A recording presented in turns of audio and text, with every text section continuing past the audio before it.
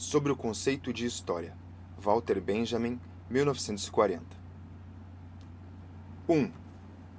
Conhecemos a história de um autômato construído de tal modo que podia responder a cada lance de um jogador de xadrez com um contralance, que lhe assegurava a vitória. Um fantoche vestido à turca, com um narguilé na boca, sentava-se diante do tabuleiro, colocado numa grande mesa. Um sistema de espelhos criava a ilusão de que a mesa era totalmente visível em todos os seus pormenores. Na realidade, um anão corcunda se escondia nela, um mestre no xadrez que dirigia com cordéis a mão do fantoche. Podemos imaginar uma contrapartida filosófica nesse mecanismo. O fantoche, chamado materialismo histórico, ganhará sempre. Ele pode enfrentar qualquer desafio, desde que tome a seu serviço a teologia. Hoje, ela é reconhecidamente pequena e feia e não ousa mostrar-se. 2. Entre os atributos mais surpreendentes da alma humana, diz Lotze, está, ao lado de tanto egoísmo individual, uma ausência geral de inveja de cada presente com relação a seu futuro. Essa reflexão conduz-nos a pensar que nossa imagem da felicidade é totalmente marcada pela época que nos foi atribuída pelo curso da nossa existência. A felicidade capaz de suscitar nossa inveja está toda inteira no ar que já respiramos, nos homens com os quais poderíamos ter conversado, nas mulheres que poderíamos ter possuído. Em outras palavras, a imagem da felicidade está indissoluvelmente ligada à da salvação. O mesmo ocorre com a imagem do passado, que a história transforma em coisa sua. O passado traz consigo um índice misterioso que o impele à redenção. Pois não somos tocados por um sopro do ar que foi respirado antes? Não existem nas vozes que escutamos ecos de vozes que emudeceram? Não tem as mulheres que cortejamos irmãs que elas não chegaram a conhecer? Se assim é, existe um encontro secreto marcado entre as gerações precedentes e a nossa. Alguém na Terra está à nossa espera. Nesse caso, como a cada geração, foi-nos concedida uma frágil força messiânica para a qual o passado dirige um apelo. Esse apelo não pode ser rejeitado impunemente. O materialista histórico sabe disso. 3. O cronista que narra os acontecimentos sem distinguir entre os grandes e os pequenos leva em conta a verdade de que nada do que um dia aconteceu pode ser considerado perdido para a história. Sem dúvida, somente a humanidade redimida poderá apropriar-se totalmente do seu passado. Isso quer dizer, somente para a humanidade redimida o passado é citável em cada um dos seus momentos. Cada momento vivido transforma-se numa citation à l'ordre du jour, e esse dia é justamente o do juízo final. 4. Lutai primeiro pela alimentação e pelo vestuário, e em seguida o reino de Deus virá por si mesmo. Hegel, 1807. A luta de classes, que um historiador educado por Marx jamais perde de vista, é uma luta pelas coisas brutas e materiais, sem as quais não existem as refinadas e espirituais. Mas na luta de classes, essas coisas espirituais não podem ser representadas como despojos atribuídos ao vencedor. Elas se manifestam nessa luta sob a forma da confiança, da coragem, do humor, da astúcia, da firmeza e agem de longe, do fundo dos tempos. Elas questionarão sempre cada vitória dos dominadores.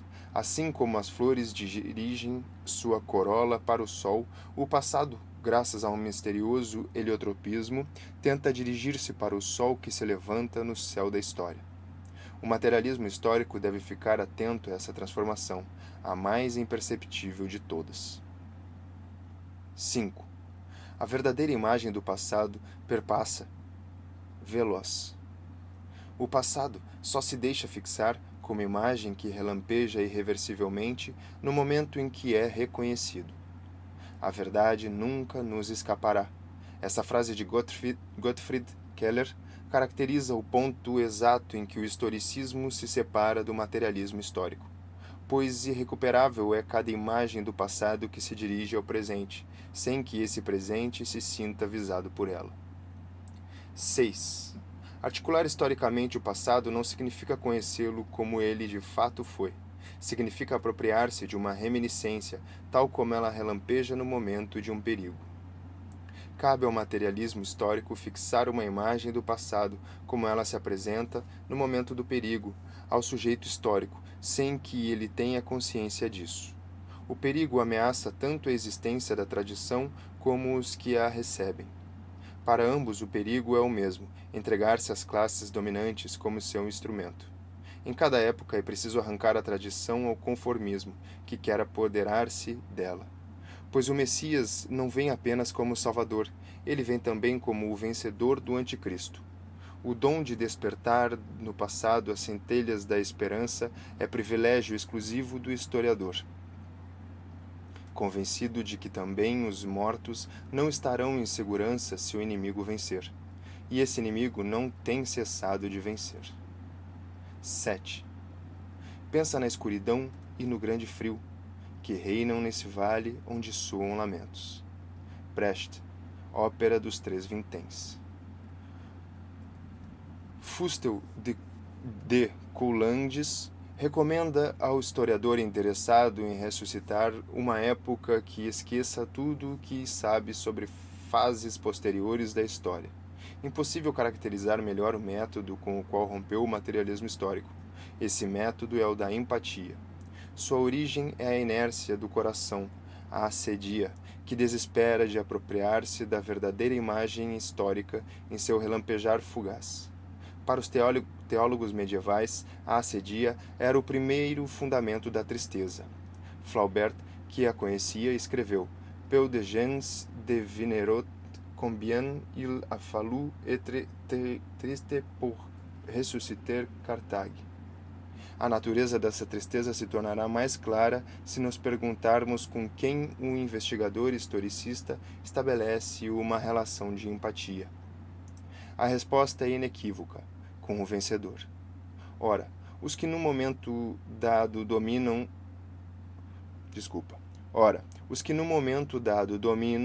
são os herdeiros de todos os que venceram antes. A empatia com o vencedor beneficia sempre, portanto, esses dominadores. Isso diz tudo para um materialista histórico. Todos os que até hoje venceram participam do cortejo triunfal em que os dominadores de hoje espezinham os corpos dos que estão prostrados no chão. Os despojos são carregados no cortejo como de praxe.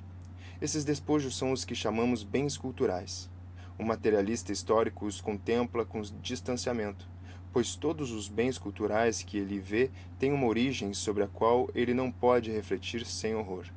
Devem sua existência não somente ao esforço dos grandes gênios que os criaram, como a corvéia anônima dos seus contemporâneos.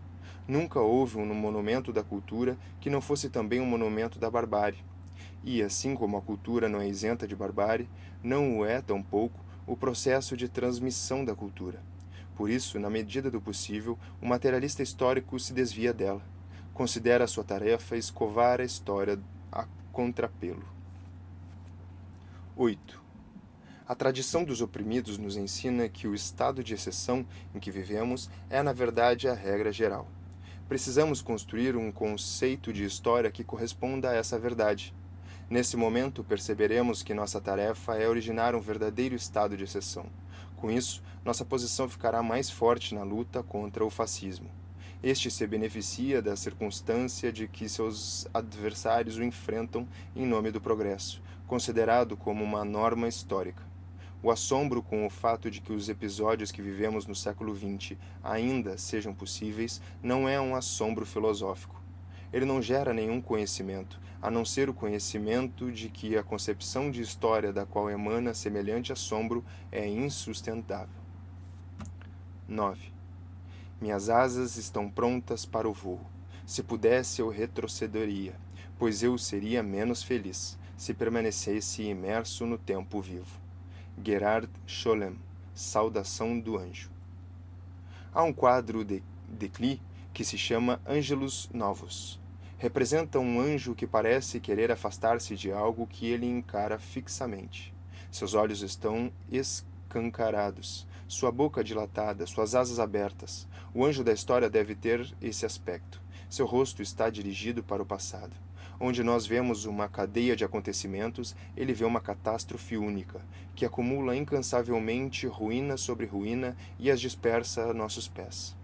Ele gostaria de deter-se para acordar os mortos e juntar os fragmentos.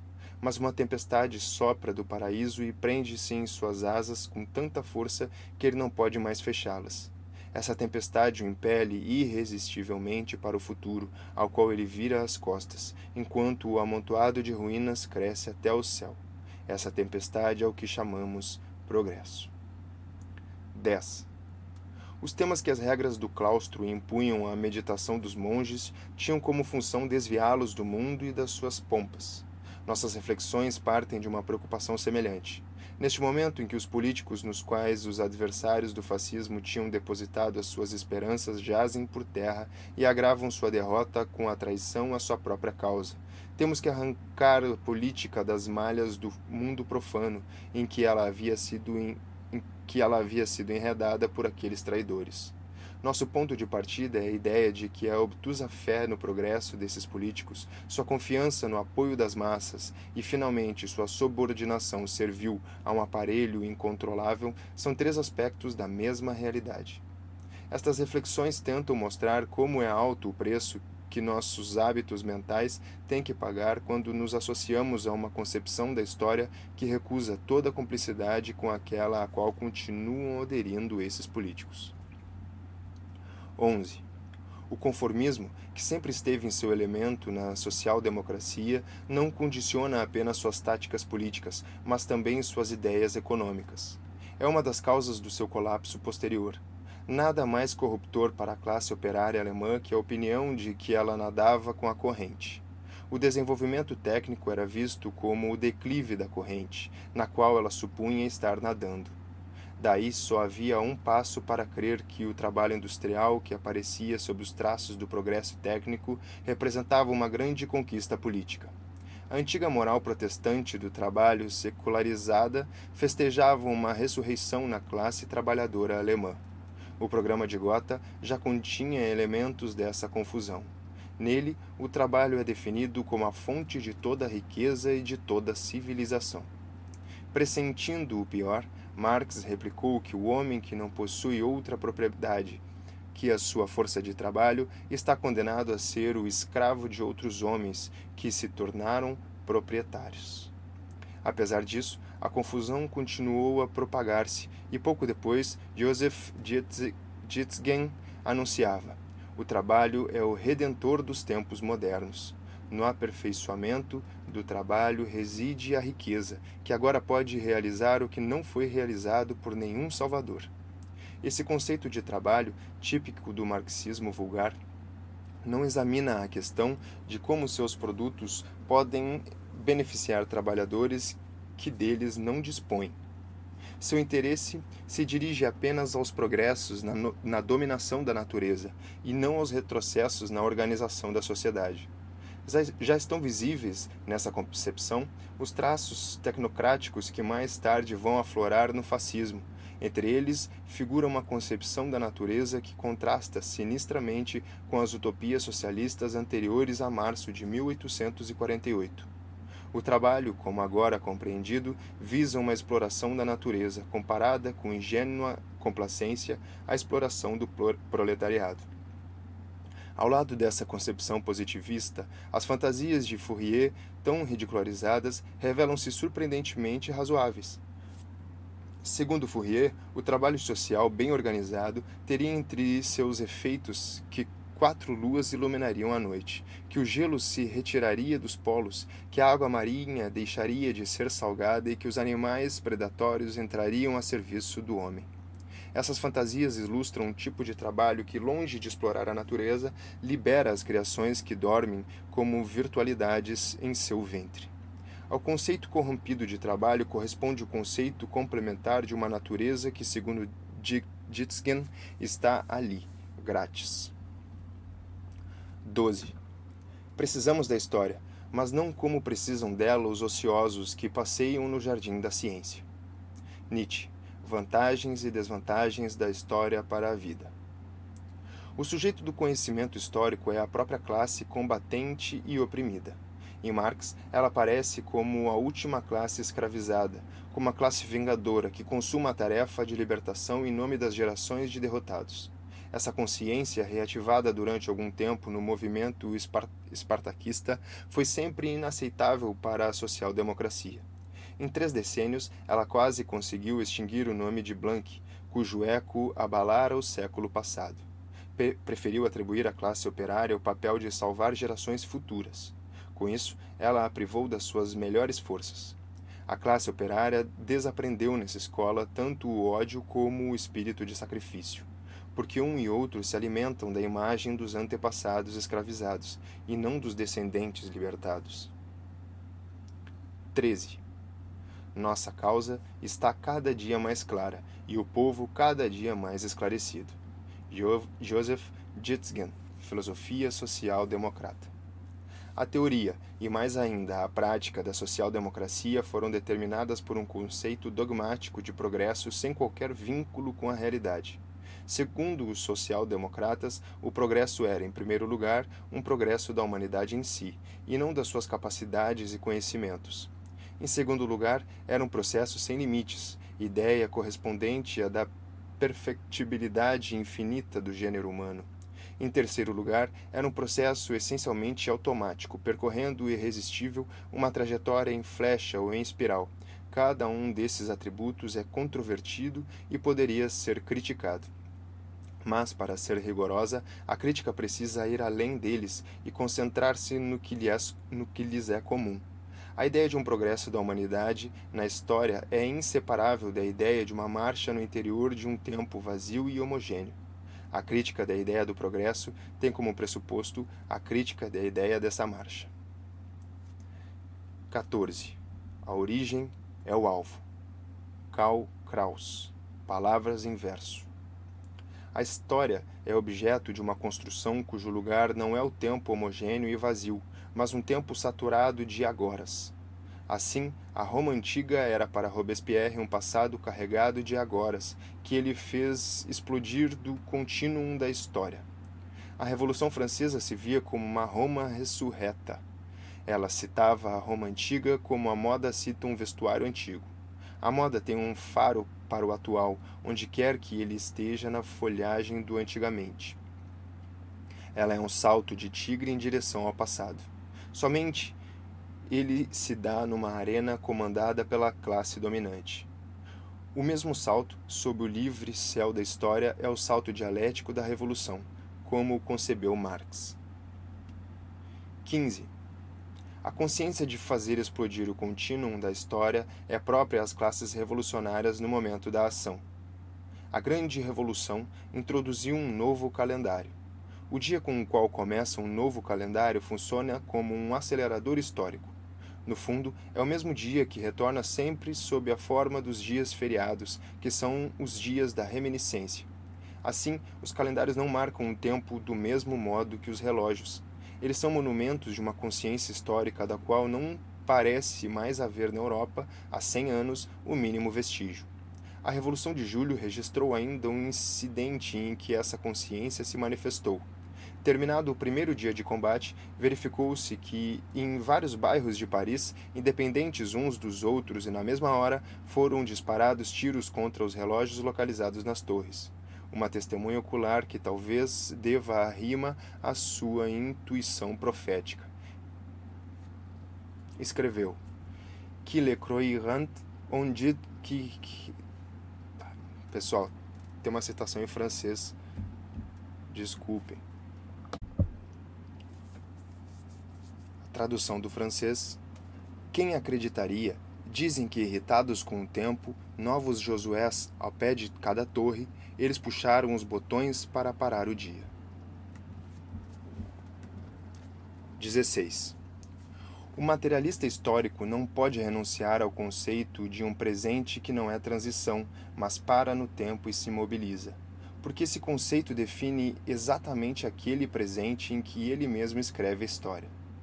O historicista apresenta a imagem eterna do passado. O materialista histórico faz desse passado uma experiência única. Ele deixa a outros a tarefa de se esgotar no bordel do historicismo, com a meretriz Era uma vez. Ele fica senhor das suas forças, suficientemente viril para fazer saltar pelos ares o contínuo da história. 17. O historicismo culmina legitimamente da história universal.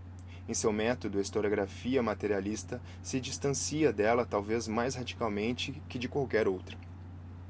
A história universal não tem qualquer armação teórica. Seu procedimento é aditivo. Ela utiliza a massa dos fatos para com eles preencher o tempo homogêneo e vazio. Ao contrário, a historiografia marxista tem em sua base um princípio construtivo. Pensar não inclui apenas o movimento das ideias, mas também sua imobilização. Quando o pensamento para bruscamente numa configuração saturada de tensões, ele lhes comunica um choque, através do qual essa configuração se cristaliza enquanto mônada. Um materialista histórico só se aproxima de um objeto histórico quando o confronta enquanto mônada. Nessa estrutura, ele reconhece o sinal de uma imobilização messiânica dos acontecimentos, ou, dito de outro modo, de uma oportunidade revolucionária de lutar por um passado oprimido. Ele aproveita essa oportunidade para extrair uma época determinada do curso homogêneo da história. Do mesmo modo, ele extrai da época uma vida determinada e da obra composta durante essa vida uma obra determinada. Seu método resulta em que na obra do conjunto da obra Seu método resulta em que, na obra, o conjunto da obra, no conjunto da obra, a época e, na época, a totalidade do processo histórico são preservados e transcendidos. O fruto nutritivo do que é compreendido historicamente contém em seu interior o tempo, como sementes preciosas, mas insípidas. 18. Comparados com a história da vida orgânica na Terra, diz um biólogo contemporâneo, os míseros 50.000 anos do Homo sapiens representam algo como 2 segundos ao fim de um dia de 24 horas. Por essa escala, toda a história da humanidade civilizada preencheria 1/5 do último segundo da última hora. O agora, que como modelo do messiânico abrevia num resumo incomensurável a história de toda a humanidade, coincide rigorosamente com o lugar ocupado no universo pela história humana.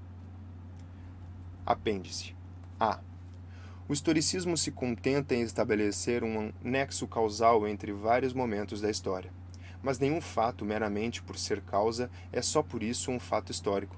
Ele se transforma em fato histórico póstumamente, graças a acontecimentos que podem estar dele separados por milênios. O historiador, consciente disso, renuncia a desfiar entre os dedos os acontecimentos como as contas de um rosário. Ele capta a configuração em que sua própria época entrou em contato com uma época anterior, perfeitamente determinada. Com isso, ele funda um conceito do presente como um agora, no qual se infiltraram estilhaços do messiânico. Apêndice B. Certamente os adivinhos que interrogavam o tempo para saber o que ele ocultava em seu seio não o experimentavam nem como vazio nem como homogêneo. Quem tem em mente esse fato poderá talvez ter uma ideia de como o tempo passado é vivido na rememoração, nem como vazio, nem como homogêneo. Sabe-se que era proibido aos judeus investigar o futuro. Ao contrário, a Torá e a prece se ensinam na rememoração. Para os discípulos, a rememoração desencantava o futuro, ao qual sucumbiam os que interrogavam os adivinhos. Mas nem por isso o futuro se converteu para os judeus num tempo homogêneo e vazio, pois nele cada segundo era a porta estreita pela qual podiam penetrar o Messias.